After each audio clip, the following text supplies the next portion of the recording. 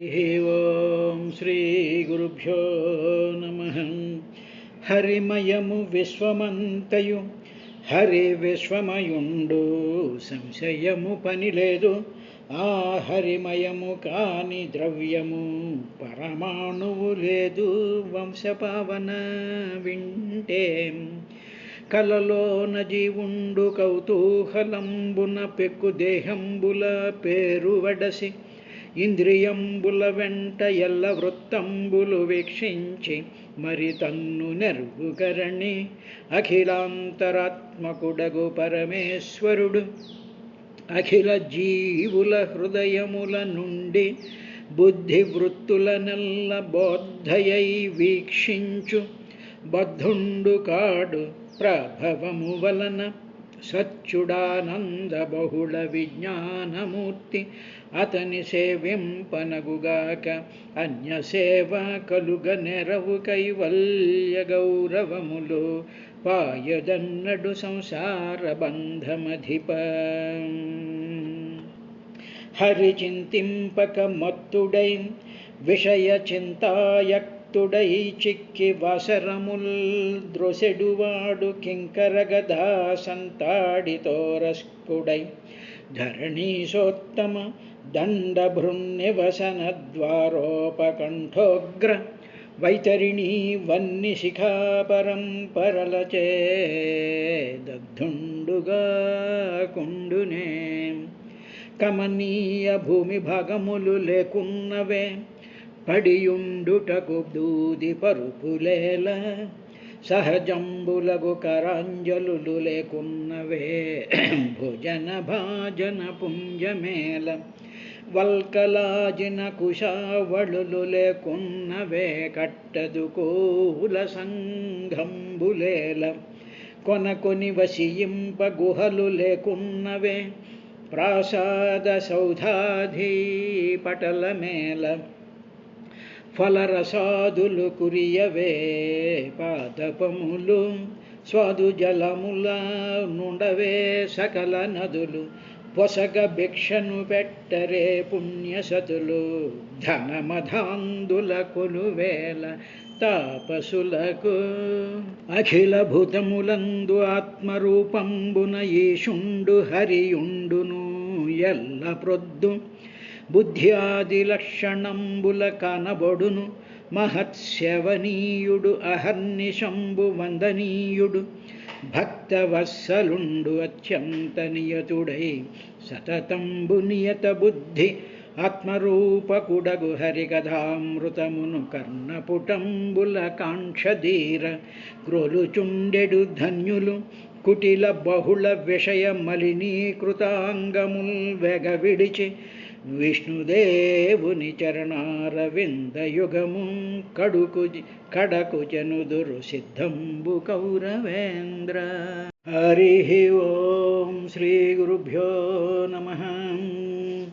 ఓ పరీక్షితు, కుశద్వీపంలో చక్రం, చతుస్సంగం, కపిలం, త్రికూటం, దేవానీకం, ఊర్ధ్వరోమం, ద్రవిణం అనేటువంటి 7 పర్వతాలు ఉన్నాయి. ఆ 7 పర్వతాల మధ్యలో కూడా రసకుల్య, మధుకుల్య, మిత్రవింద, శృతవింద, దేవగర్భ, ఘృతచ్చిత, మంత్రమాల అనేటువంటి 7 నదులు ఉన్నాయని చెప్పాను కదా. ఆ నదుల మధ్యలో ఆ కుశద్వీపంలో యాసాం పయోభిః కుశద్వీపౌకసః కుశల కోవిదాభియుక్త కులక సంజ్ఞా భగవంతం జాతవేదసరూపిణం కర్మ కౌశలేన యజంతే. ఆ కుశద్వీపంలో మామూలుగా ప్రతి చోట ఏ విధంగా అయితే 4 వర్ణాల వాళ్ళు ఉన్నారో, ఈ కుశద్వీపంలో కూడా 4 వర్ణాల వాళ్ళు ఉన్నారయ్యా. ఆ 4 వర్ణాల వారి పేర్లు ఏమిటంటే కుశలురు, కోవిదులు, అభియుక్తులు, కులకులు అనేటువంటి వాళ్ళు. మనకి ఇక్కడ బ్రాహ్మణ, క్షత్రియ, వైశ్య, శూద్ర అనేటువంటి విధంగా వాళ్ళు కుశలురు, కోవిదులు, అభియుక్తులు, కులకులు అనేటువంటి పేర్లు వాళ్ళకు ఉన్నాయి. ఆ నదుల్లో వాళ్ళు ఏం చేస్తారంటే స్నానం చేస్తారయ్యా. స్నానం చేసి యజ్ఞాది కర్మలు చేస్తూ ఉంటారు వాళ్ళు. అలాగ చేస్తూ ఉండే చాలా నైపుణ్యంగా చేస్తారు. కర్మ కౌశలేన యజంతే. వాళ్ళు చేసేటువంటి కర్మ చాలా కౌశలంగా ఉంటుంది. అంటే ఏమిటి, చాలా నియమబద్ధంగా వేదవిహితంగా ఏది శాస్త్రం అయితే చెప్పిందో ఆ విధంగా వాళ్ళు కర్మ కౌశలేన యజంతే, వాళ్ళు పూజిస్తుంటారు. ఎవరిని? జాతవేద స్వరూపిణం అంటే అగ్ని రూపంలో ఉండేటువంటి భగవానుని భగవంతం జాతవేద స్వరూపిణం కర్మకౌశలేన యజంతే. వాళ్ళు జాతవేద స్వరూపంలో అంటే అగ్నిస్వరూపంలో ఉండేటువంటి పరమాత్మను వాళ్ళు పూజిస్తారు. యజంతి అంటే పూజిస్తూ ఉంటారు. చాలా జాగ్రత్తగా, చాలా నైపుణ్యంగా, చాలా పద్ధతిగా వాళ్ళు పూజిస్తూ ఉంటారు కుశద్వీపంలో ఉండేటువంటి ఆ 4 వర్ణముల వారును. ఇక్కడ మొన్న మనం చూసిన దాంట్లో సూర్యుడిని పూజించారు. ఆ తర్వాత ఏమో మంత్రస్వరూపంగా ఉండేటువంటి ఆయన్ని పూజించారు. ఆ తర్వాత ఇప్పుడు ఇక్కడికి వచ్చేటప్పటికి అగ్నిస్వరూపంలో పరమాత్మని వాళ్ళు పూజిస్తూ ఉంటారు.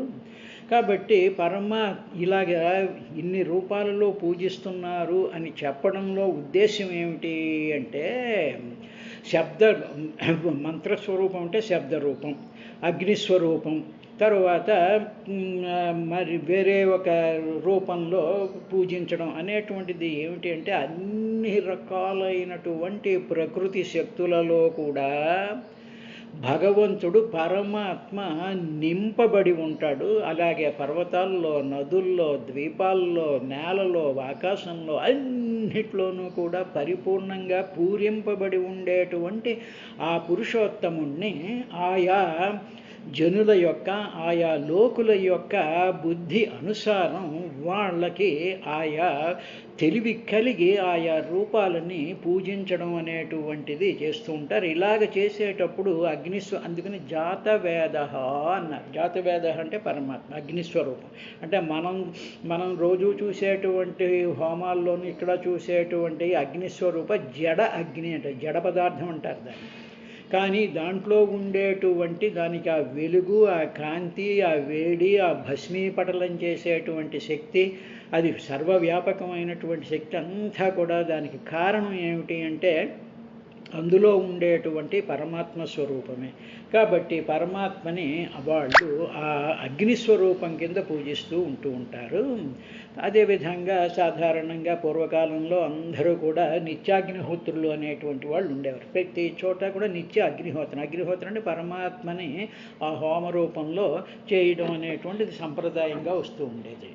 కాబట్టి వాళ్ళు ఆ అగ్నిహోత్రుణ్ణి ఏ విధంగా వాళ్ళు పూజిస్తూ ఉంటారు, ఏ విధంగా వాళ్ళు అగ్నిహోత్రుడితో వాళ్ళు సంభాషిస్తూ ఉంటారంటే, పరస్య బ్రహ్మణ సాక్షాత్ జ్ఞాతవేదోసి అవ్యవాట్ దేవానాం పురుషాంగానాం యజ్ఞేన పురుషం యజేతి. జాతవేద అంటే ఓ అగ్ని, పరమాత్మ స్వరూపం అగ్ని రూపంలా దిగి వచ్చినటువంటి ఓ పరమాత్మ, ఓ అగ్నిస్వరూపమా, నువ్వు సాక్షాత్తుగా పరస్య బ్రాహ్మణ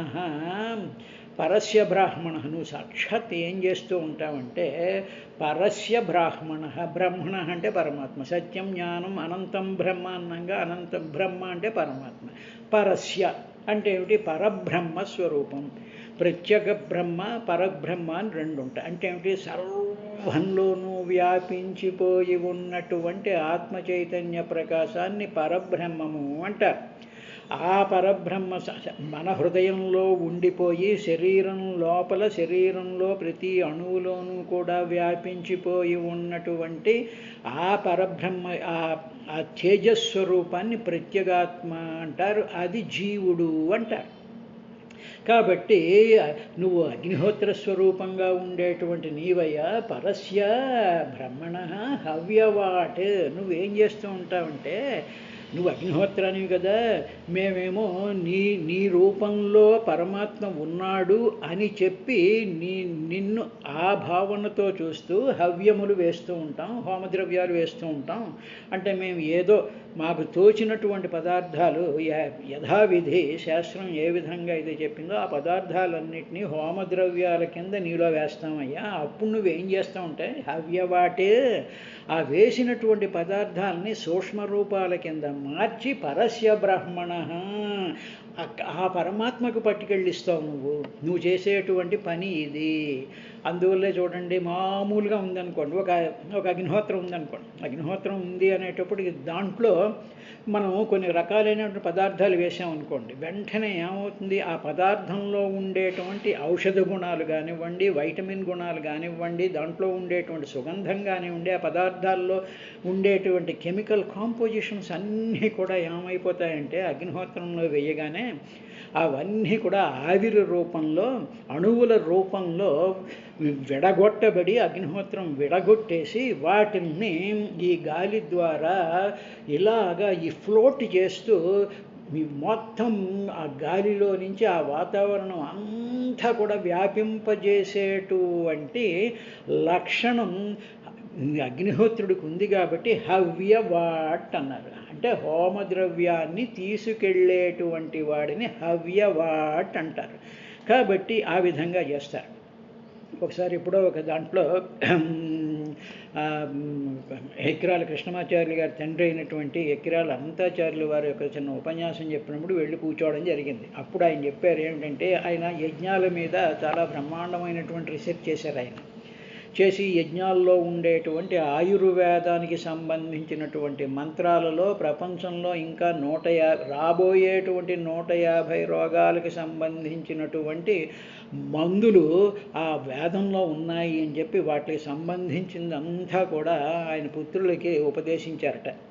అటువంటి ఆయన ఏం చెప్పారు అంటే, యజ్ఞాలు హోమాలు చేస్తూ ఉండేటువంటి సందర్భంలో, పూర్వం మహారాజులు చేస్తూ ఉండేటువంటి సందర్భంలో మామూలుగా జంతు బలి ఇస్తారు. జంతువులన్నీ నిర్దాక్షిణ్యంగా చంపి మాంసం వండుకు తినడం కాదు, ఆ జంతువులో ఉండేటువంటి ఆ మేక గొర్రె దాంట్లో దాని యొక్క లివర్ తీసి అగ్నిహోత్రంలో వేస్తే దాని యొక్క లివర్లో ఉండేటువంటి కెమికల్స్ ఏం చేసేవిట, క్షయవ్యాధిని పోగొట్టేవిట.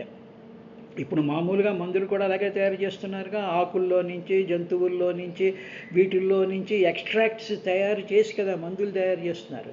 అందువల్ల డైరెక్ట్గా అది వేసేటప్పటికి క్షయరోగులందరినీ ఒక డైరెక్షన్లో కూర్చోబెట్టి ఈ లివర్ ఎప్పుడైతే దాంట్లో వేస్తారో ఆయా జంతువుల యొక్క ఆ భాగాల్లో నుంచి వచ్చినటువంటి ఆ గాలులు పీలిస్తే క్షయవ్యాధి తగ్గేదిట, కుష్ఠవ్యాధి తగ్గేదిట. ఇలా రకరకాలైనటువంటి రోగాల యొక్క నిర్మూలన కోసం, ఆ రోగాలు ఒక మనుషులకనే కాదు జంతువులకి, వృక్షాలకి కూడా వచ్చేటువంటి రోగాలన్నింటినీ కూడా పోగొట్టడానికి అగ్నిహోత్రంలో ఆ ఆయుర్వేద పద్ధతుల ప్రకారం ఏ పదార్థాలైతే వేస్తాయో ఆ రోగ నిరోధక శక్తిని, రోగాలను నిర్మూలన చేస్తాయో అటువంటి కార్యక్రమాన్ని చేసేటువంటి వాడు ఈ హవ్యవాటు, హోమద్రవ్యాన్ని కొనిపోయేటువంటి వాడు అని చెప్పి తెలుసుకున్నటువంటి కుశద్వీపంలో ఉండేటువంటి వాళ్ళు చేస్తారయ్యా అని చెప్పిన తర్వాత ఇంకా ఏమన్నారంటే, స్వామి నీవు అలాగా పరస్య బ్రహ్మానికి నువ్వు ఇవన్నీ పట్టుకెళ్తావు, అంతేకాదు పురుష అంగానాం దేవానాం యజ్ఞేన పురుషం యజః ఇతి.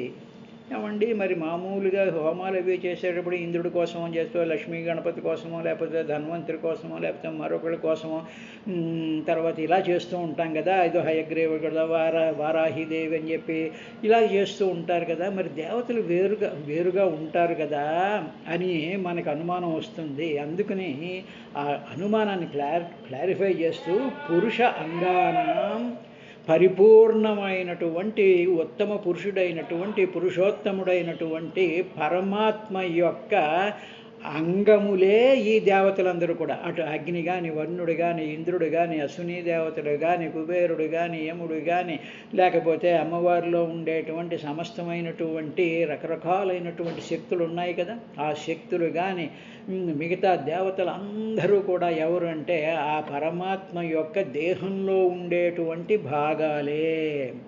అందువల్ల దేవానాం పురుష అంగానాం, ఆ పురుషుడి యొక్క పరమపురుషుడైనటువంటి ఆయన యొక్క అంగాలే అంగానాం దేవానాం, ఈ దేవతలు.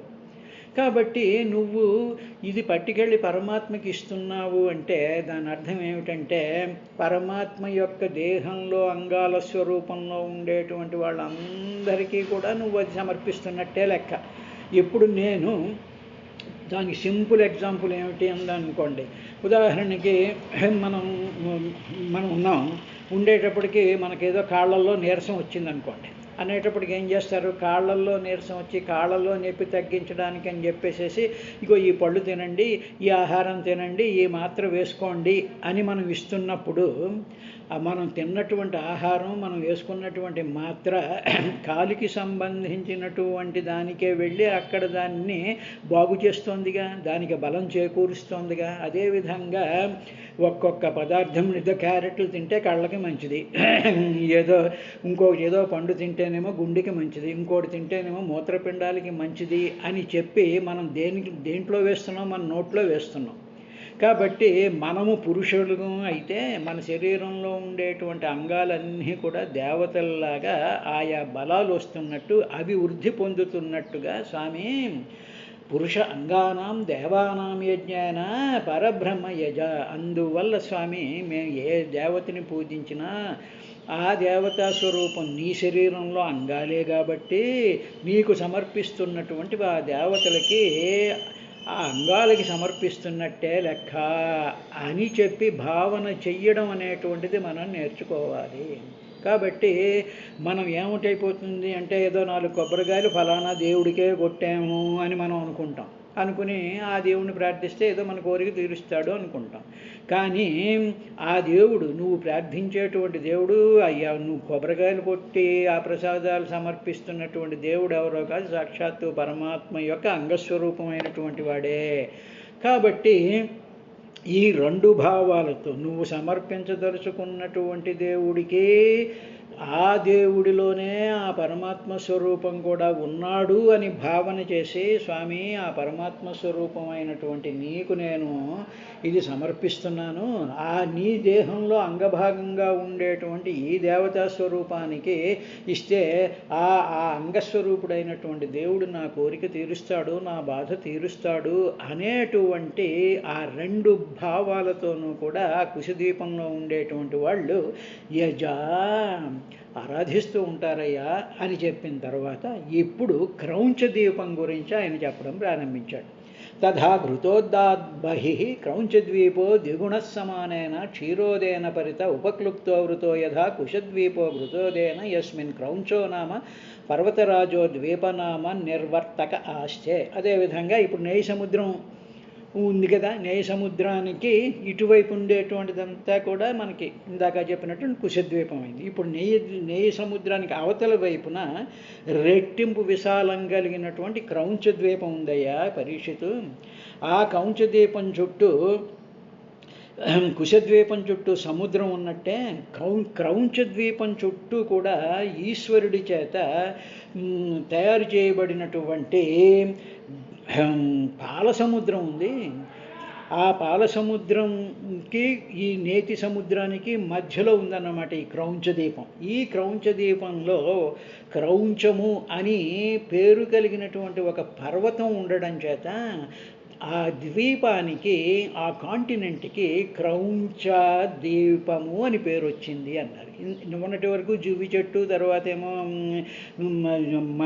బూరుగు చెట్టు, తర్వాత ఏమో జంబూ చెట్లు ఉండడం వల్ల ఆ ద్వీపాలకు ఆ పేర్లు వచ్చాయి. ఇక్కడ క్రౌంచ ద్వీపం దగ్గరకు వచ్చేటప్పటికి పర్వతాన్ని బట్టి ఆ క్రౌంచ ద్వీపం అనేటువంటి ఇది వింధ్య పర్వతాలు ఉన్నాయి కాబట్టి వింధ్యప్రదేశ్ అని మనం పేరు పెట్టుకున్నాంగా. వింధ్యప్రదేశ్ అంటే మధ్యప్రదేశ్, వింధ్యప్రదేశ్ అని పూర్వం ఉండేది. విదర్భ అది రకరకాలైనటువంటి పర్వతాలను బట్టి కూడా ఆయా దేశాలకి పేర్లు రావడం అనేటువంటి విధంగా జరిగిందయ్యా. తర్వాత అది క్రౌంచన్నామ ద్వీపనామ నిర్వర్తక పర్వతరాజ అస్తే. అది క్రౌంచ పర్వతం అనేటువంటి పెద్ద పర్వతరాజం ఆ ద్వీపంలో ఉందయ్యా. ఆ ద్వీపం గురించి ఏం జరిగిందంటే యోసౌ గుహ ప్రహరణోన్మతిత నితంబకుంజోపి క్షీరోదేనాపిత్యమానో భగవతా వరుణేనాభిగుప్తో విభయో బభూవ. యహ ఏ అసౌ ఈ పర్వతం ఉందే, ఈ పర్వతాన్ని గుహ ప్రహరణ ఉన్మథిత నితంబకుంజ అపి ఒకసారి ఏం చేశారంటే పరీక్షితు కుమారస్వామి ఒక బ్రహ్మాండమైనటువంటి శక్తి చేత క్రౌంచ పర్వతం మధ్య భాగంలో ఒక్కడు కొట్టాడయా. కొట్టేటప్పటికి ఆ మధ్య భాగంలో ఉండేటువంటి ఆ పొదలు చెట్లు అక్కడ ఉండేటువంటి రకరకాలైనటువంటి ఇవన్నీ కూడా కకావికలమైపోయాయి, కలిసివేయబడ్డాయి. ఆ దెబ్బకి ఆ దెబ్బ కొట్టేటప్పటికి అక్కడ సరస్సులు కానీ చెట్లు కానీ పొదరిళ్ళు కానీ ఇవన్నీ కూడా ఇదైపోయాయి, కకావికలైపోయాయి. అలాగ అయిపోయినప్పుడు ఏం జరిగిందంటే క్షీరోదేనాశిత్యమానో, అప్పుడు దాని చుట్టూ క్షీర సముద్రం ఉందిగా, ఆ క్షీర సముద్రంలో ఒక్కసారి వచ్చి ఆ పర్వతం అంతటిని కూడా, ఆ ద్వీపం అంతటిని కూడా ఆ పాలసముద్రం వచ్చి తడుపుతూ ఉండేది. తడుపుతూ ఉండి దానికి ఆ శక్తి నుంచి ఉద్భవించినటువంటి ఆ వేడిని కానీ ఆ తాపాన్ని కానీ తగ్గించడానికి పాలసముద్రం కెరటాలో లేకపోతే పాలసముద్రం వీస్తున్నటువంటి గాలులు ఇవన్నీ కూడా దానిని చల్లబరుస్తూ దాన్ని తడుపుతూ ఉండేదయ్యా. అంతేకాదు వరుణేనాభిగుప్తో విభయో బభూవ, వరుణదేవుడు కూడా దీన్ని రక్షిస్తూ ఉండేవాడు ఈ పర్వతాన్ని. అభిగుప్త అంటే బాగా రక్షిస్తూ ఉండేవాడు వరుణుడు. అప్పుడు ఆ పర్వతానికి విభయ బభూవ, ఏమాత్రం భయం లేకుండా ఆ పర్వతం ఈ వరుణుడి దేవుడు రక్షిస్తూ ఉండడం వల్ల, పాలసముద్రం యొక్క నీటి చేత తడపబడుతూ ఉండడం వల్ల ఆ కుమారస్వామి కొట్టినటువంటి దెబ్బ నుంచి అది కకావికలం అయిపోయినా భయం లేకుండా నిర్భయంగా ఆ క్రౌంచ పర్వతం అక్కడ ఉందయ్యా అన్న తర్వాత, ఇప్పుడు ఆ క్రౌంచ ద్వీపానికి రాజు ఎవరు, ఆ రాజుకు ఉండేటువంటి కొడుకులు ఎవరు అనేటువంటి విషయాన్ని చెప్తూ, తస్మిన్నపి ప్రయవ్రతో ఘృతపృష్టో నామాధిపతి స్వేదీపే వర్షాణి సప్త విభజ్య తేషు పుత్రనామసు సప్తరిగ్ధాదాన్ వర్షపాన్ నివేశ్య స్వయం భగవాన్ భగవతః పరమకళ్యాణ యశస ఆత్మభూతస్య హరేశ్చరణారవిందముపజగామ. తస్మిన్నపి ఆ క్రౌంచదీపమందు ప్రియవ్రతుడు కుమారుడైనటువంటి ఘృతపృష్ట నామ, ఘృతపృష్ఠుడు అనేటువంటి ప్రసిద్ధిగాంచినటువంటి భగవాన్ అధిపతి, ఆయన అధిపతి. ఘృతపృష్ఠుడు, పృష్ఠభాగం అంటే వెనకాల భాగం, ఘృత అంటే నెయ్యి, ఆ వెనకాల భాగానికి నెయ్యి రాసుకున్నటువంటి వాడు ఇవన్నీ కూడా వేదంలో ఉండేటువంటి సాంకేతికంగా ఉండేటువంటి పదాలు. యజ్ఞాలలో చేసేటువంటి సందర్భంలో అంటే ఏమిటి, సింబాలిక్గా కొన్ని పదాలని వాడి దానికి సంబంధించినటువంటి రహస్యాలన్నీ కూడా ఆ పేర్లలో దాచిపెట్టడం అనేటువంటిది వేదం యొక్క లక్షణం, ఘృతపృష్ఠము అంటారు. అట్లాగా ఈ ప్రియవ్రతుడు కొడుకు ఘృతపృష్ఠుడు అనేటువంటి వాడు ఆ క్రౌంచ ద్వీపానికి, అంటే క్రౌంచ పర్వతం ఉన్నటువంటి పాలసముద్రానికి నేతి సముద్రానికి మధ్యలో ఉన్నటువంటి క్రౌంచ ద్వీపానికి, ఆ క్రౌంచ పర్వతం అనేటువంటిది ఉంది, ఆ ద్వీపానికి, ఆ కాంటినెంట్కి, ఆ భూభాగానికి ప్రియవ్రత కుమారుడైనటువంటి ఘృతపృష్ఠుడు రాజయ్య.